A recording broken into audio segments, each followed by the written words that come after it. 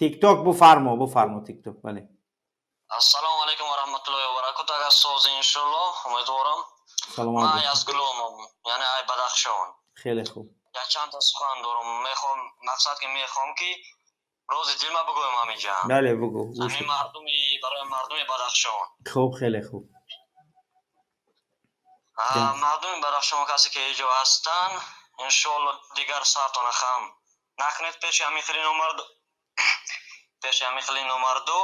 بعد یکمش که مولوی ما رو خپیدن نه همه را سخت کردن دیگر بس همین خیلی سر خم کردن بس خونه در ششتن رنگ زنکو بس بخیزین سرتون بردارین.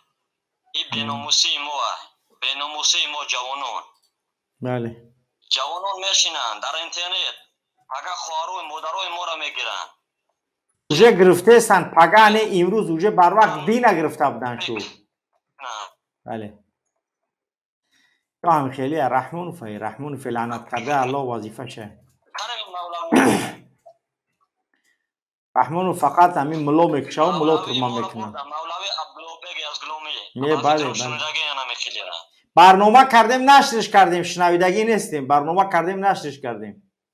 بله برادر. انا مولوی ما همو بود. اول کسان میشوه بسیاری دخترو کجا میبره موزی.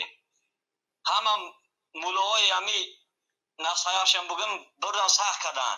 یا مولای رو وردن که مولای سومکی پولاکی. بله 100%.